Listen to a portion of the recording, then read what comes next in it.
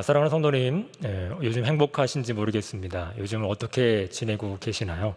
힘든 일을 때로 우리가 만나기도 하죠. 이렇고 힘들고 어려운 마음에 천불이 나는 이때에 우리가 어떻게 견딜 수 있을까, 그런 마음이 듭니다. 이 답답한 상황을 통제할 수 있다면 얼마나 좋겠어요. 바로 그 힘이 뭐냐면 온유의 성품이라고 저는 생각을 합니다.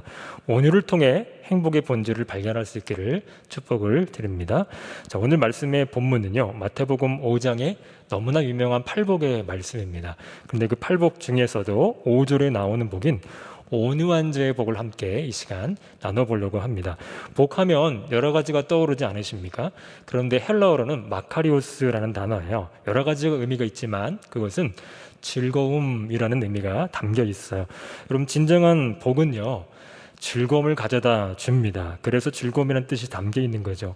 그런데 한번 살펴보십시오. 우리에게 주어지는 즐거움, 때로는 돈, 미모, 혹은 여러 가지 우리에게 주어지는 조건들이 우리에게 있어서 즐거움을 가져다고 주긴 합니다. 그런데 그런 것들이 주는 즐거움은 영원하지 않는 것을 우리는 잘 압니다. 때로는 돈이 주는 즐거움은 돈 때문에 즐거웠다면 돈이 없어지면 그 즐거움은 사라질 수밖에 없는 것이죠. 영원히 즐거울 수 있고 없어지지 않는 즐거움이 있다면 어떻게 하시겠어요? 인간이 만들지 않은 하나님이 만드신 그 행복, 자, 그 행복을 우리 모두 다 받으시기를 축복을 드립니다. 그렇다면 어떻게 해야 이 행복을 받을 수 있을까? 그리스도인이 행복하면 어떻게 해야 될 것인가 라는 거예요. 자, 서두에 말씀드렸지만 그것은 온유한 자가 되는 것입니다. 온유한 자가 얼마나 중요한가 하면 시편 149편 4절에 보면 여호와께서는 자기 백성을 기뻐하시며 겸손한 자를 구원으로 아름답게 하심이로다 라고 했어요. 여기서 말하는 겸손한 자가 온유한 자입니다. 여러분, 온유한 자만이 구원받을 수 있습니다. 심지어 야고보서 1장 22절 하반절에 보면 너희 영혼을 능히 구원할 바 마음에 심어진 말씀을 온유함으로 받으라. 여러분, 오늘 이 시간 하늘의 말씀 우리가 듣습니다만 하늘의 말씀 우리가 잘 받고 듣기 위해서는 온유한 자가 되는 것이 필요해요. 그것이 없으면 하늘의 말씀조차 받아들일 수 없구나. 심지어 스바냐 2장 3절에 보면 겸손 즉 온유함을 구하라 라고 명령하고 계세요. 그러니 온유는 꼭 필요합니다. 그렇다면 어떻게 해야 온유한 자가 될 수 있을까요? 예수님이 주시는 팔복은요, 예수님을 믿지 않는 사람에게 주어지는 복이 아니고 주님을 따르는 제자들에게 주어진 말씀이에요. 그리고 심지어 2절에 보면 입을 열어 말씀하셔요. 주님의 제자인 우리들이 살아내야 할 말씀인 것입니다. 그래서 온유한 자가 되기 위해서는요, 주님의 통치를 받는 제자가 되는 것이 먼저 필요합니다.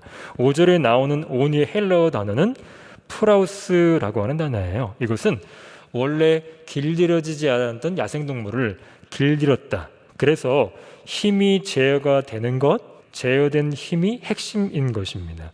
온유한 자는요, 힘이 없고 유순해 보이지만 연약한 것이 아니죠.